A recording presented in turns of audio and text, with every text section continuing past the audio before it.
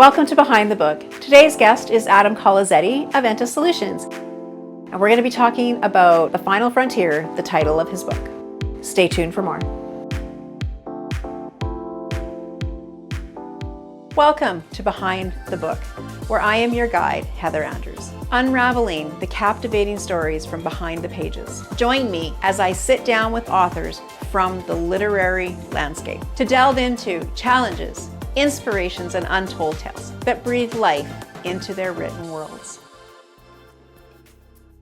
Welcome to Behind the Book. We're back, and this time we have Adam Kolozetti of Enta Solutions with us, and I'm super excited about his interview today as he took on a book project of his own. But first, welcome to the show, Adam. Thanks, Heather. It's a pleasure to be here. I'm super excited. Yeah, super excited is always a word about book publishing, and I always love, it's my passion, it just is. And so tell us a little bit about how you came to be with Enta Solutions and all of the things that brought you where you are today. Sure, yeah, it's a bit of a windy road. People are often surprised to learn that I'm an aerospace engineer by trade. So, you know, I literally had the t-shirt that said, yes, I am a rocket scientist back in the day. So I came from the world of defense contracting and all that kind of stuff. And then I found my way over to the energy industry, still working for mega engineering firms. But what we noticed when I met Caitlin, my business partner, who she'll be on the show here eventually, what we noticed is that when people were super engaged, when they were excited to be at work, the innovation was happening, there was space for creativity, clients were more happy. But then when engagement dropped, for example, layoffs started in the energy industry back in the day, 2015, then mistakes were made, people were not focused, they were not caring as much. So we said to ourselves, like, well, imagine if every single person here cared that much about what they were doing and the business and the vision of what we were doing. Like, imagine what these thousands of people could accomplish together. If you had 1,000 people that cared as much as a startup with 5 founders that are changing the world with their software or whatever, could you do that? And if you could, how so? And that is really how the idea for Enta Solutions was incepted, that you could scale a business but keep people really engaged and create a culture of high performance and excitement and all that kind of thing. So yeah, basically, to sum it all up, I was a terrible engineer because I hated designing and drawings and it drove me crazy, but put me in a room full of people and I'm pretty good at sorting them out and having some fun. So excellent. I love the story when you talk back about 2015. I was in the healthcare realm back then, and I too was restructured, and I saw the decline of all of the restructuring that went alongside that. And I think that our story and really stepping into those passions, but having those obstacles brings us to wanting to share our stories with others. And for you, when you realized that you actually had a story to share, how did that transformation happen for you?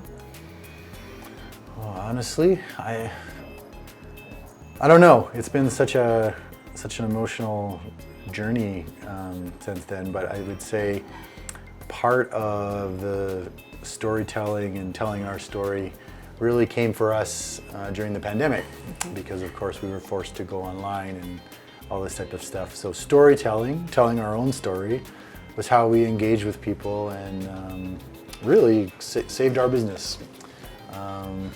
So, you know, fast forward a few years and the storytelling has become powerful in our own work, if it's culture work, if we're doing workshops on values or vision, or maybe it's recognition or whatever it is.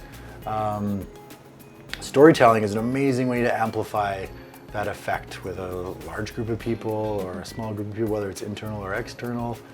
And I think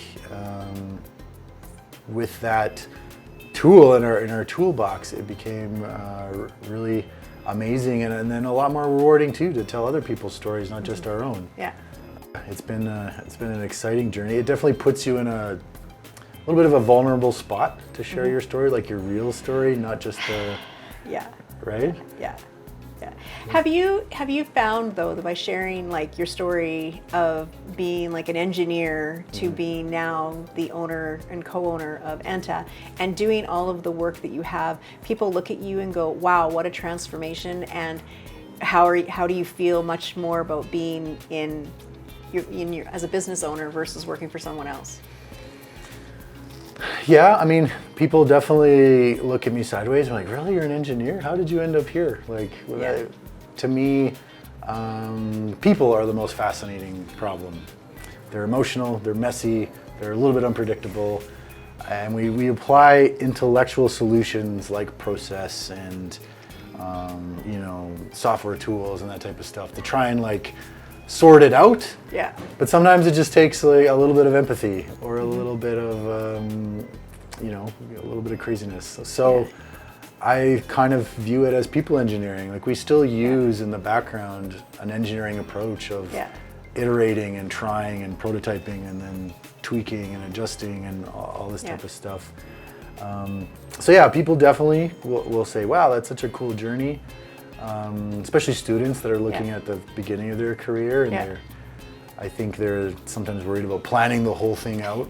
And I just tell them like, you know what, just get a job, start the first day. After that, you have no idea what's coming or what might happen or who you might meet or all that type of stuff. It only takes one connection or one decision and you're off on a totally different tangent. Yeah, absolutely. So, in terms of becoming an entrepreneur, I think, I'm just overall, it's better suited for me, I think.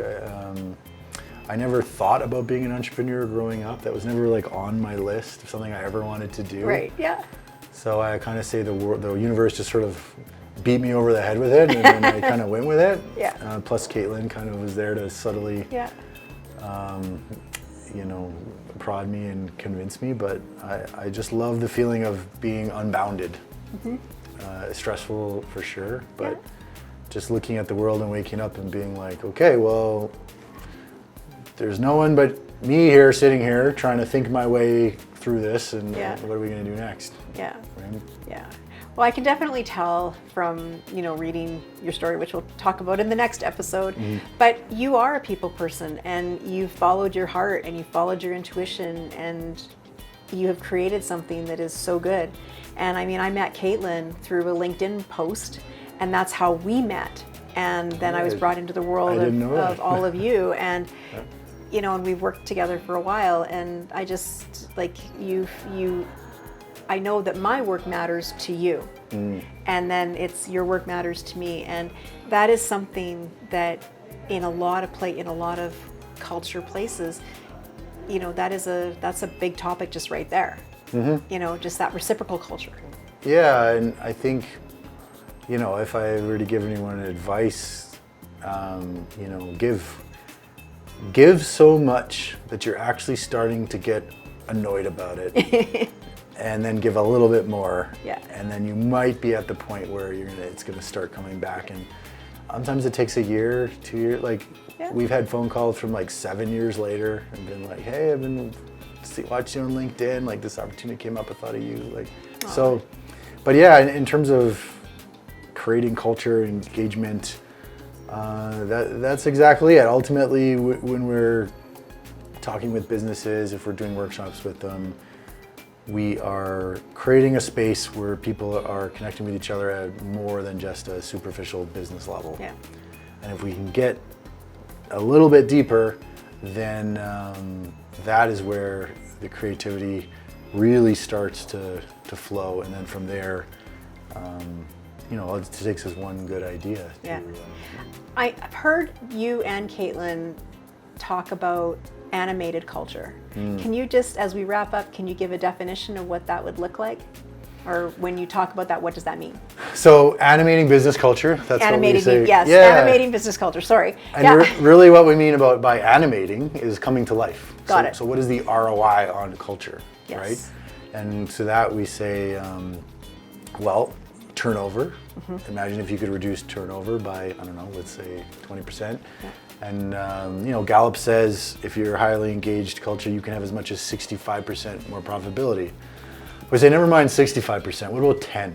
Yeah. Imagine if you were 10% more productive. Yes. What would that mean in terms of your business? So if you're I don't know, let's say you're a $12 million business. If you had $1 million extra Yeah. in that year, what would you do? Yeah. What could you do? Yeah. And would that then be reasonable to spend a few $1,000s on just keeping your employees excited and happy and all that kind of stuff? So that's where the animated comes from. Yeah. Like, can we push on those buttons? Can we give people a place to feel heard? Can we then channel that energy into something productive, like improving your business? We talk so much about the whirlwind and fighting fires and working on the business versus in the business, all this types of stuff. Yeah. So that's really the idea. And then while you're doing that, going through that transformation, can you tell your stories? Can you bring video into it? Can you do it like this? Can Absolutely. you share that with the world? Because what I found is, as much as I feel I'm special, there's lots of people out there going through the same challenges, the same things. Yeah. Yeah. I love how you have brought the humanisms to engineering and the engineering to the humans. It's a very beautiful transition and in a storytelling, animated, lively way. So as we wrap up, where can people reach out to you, Adam? Honestly, easiest way is on LinkedIn. You can find me. There's not a lot of Kolozettis out there. Else the website, entasolutions.org. But shoot me a note. Happy to chat and connect with you. Absolutely. Well, thank you for being on today. So stay tuned for the next episode where Adam talks about how he's diving into the world of writing. See you on the next episode. As we close another chapter on Behind the Book, I want to extend our heartfelt gratitude to our wonderful authors for sharing their stories. I'm Heather Andrews, reminding you that the adventure doesn't end here. Keep turning those pages, and I will see you next time.